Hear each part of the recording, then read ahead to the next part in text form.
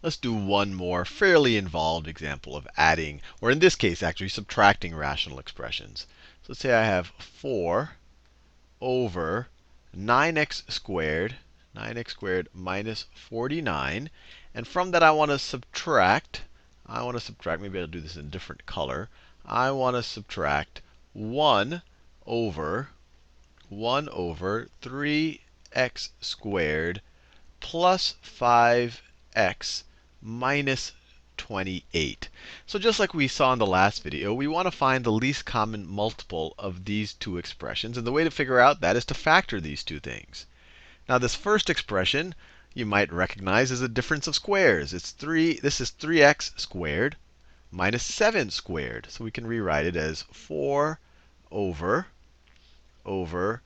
3x, well, let me write it this way, 3x plus 7 times 3x minus 7, right? 3x squared is 9x squared. 7 squared is 49. Difference of squares. And from that, we're going to subtract this thing over here. And let's see how we can factor that out. Well, once again, this has a non-1 coefficient here. So you can always use the Pythagorean theorem, but that actually gets messy if you actually just want to factor as opposed to getting roots. So the best thing here is to do grouping. So let me factor it over here. I need to find two numbers. Let me just write it over here. So we have 3x. Let me write it. I want to write it someplace where I can, well, actually, I'll write it here. So I have 3x squared plus 5x minus 28. I need to find two numbers that when I multiply them, I get 3 times negative 28. Negative 28. So it's negative 60 and negative 24. That's negative 84 if I multiply those two numbers. And a plus b should be equal to 5. So what numbers? Well, this is 7 and 12. This is your times table. 7 times 12 is 84. So if you make this a 12 and you make this a negative 7, then it works. 12 minus 7 is 5. 12 times negative 7 is 84. So I can rewrite this as 3x squared. I'll group the 12 with the 3 because they have a common factor of 3. So plus 12x minus 7x minus 28. And once again, 7 and 28 have a common factor, so it's looking good. And just to reiterate, all I did is I rewrote this 5x as 12x minus 7x. These are obviously the same thing. 12x minus 7x is 5x. But then we can group them. We can group them just like that. If we factor out a 3x here, this first expression is the same thing as 3x times x plus 4. And then in the second expression over here, I'll do it in red, or in white, I guess. Let's factor out a negative 7. So minus 7 times x plus 4. And lucky for us, we have a common factor is x plus 4. So we can factor that out. So if you factor out the x plus 4, you get x plus 4 times 3x minus 7 times 3x minus 7. So that's what this guy over here will factor into. So I can rewrite it right here.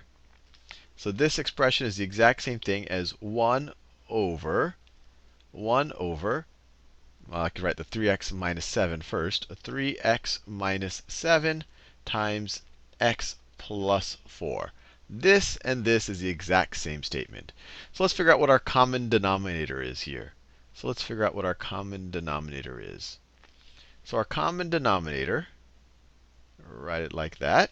It needs to have all of the factors of this guy right here. So it needs to have a 3x plus 7. It needs to have a 3x minus 7. And also has to have all of the factors of this guy. Well, it already has a 3x minus 7, so this is already done. But it doesn't have an x plus 4 in it yet. So now I have to multiply it by x plus 4. So clearly, if you look at this, this is clearly divisible by this guy because it has the same all of its factors. You could divide this out. And it's clearly divisible by this guy. 3x minus 7 times x plus 4, 3x minus 7 times x plus 4. So this is the least common multiple of these two expressions. Now, how do we get, so what do we have to multiply this guy by to have this as the denominator? Well, I just have to multiply the numerator and the denominator by x plus 4. So if I multiply this guy, let me scroll to the left a little bit, by x plus 4 by x plus 4 over x plus 4, my denominator will work out. And so my numerator will become 4 times x plus 4, which is 4x plus 16. That's this first term over here. And then what do I have to multiply this guy by to have the same denominator as this? Well, I have a 3x minus 7 times x plus 4, 3x minus 7 times x plus 4. I have to multiply it by 3x plus 7. I have to multiply it by 3x plus 7. So I also have to multiply the numerator by 3x plus 7. So this is 4x plus 16 minus 1 times 3x plus 7, or minus 3x plus 7 is the same thing as minus 3x minus 7, just distributing the negative sign. And then what is this going to be equal to? The numerator, we have a 4x minus a 3x. 4x minus a 3x will just be an x. And then we have a 16 minus a 7, which is a 9. And then in the denominator, we, of course, have all of this stuff over here, which is 3x plus 7 times 3x minus 7 times x plus 4. And we're done.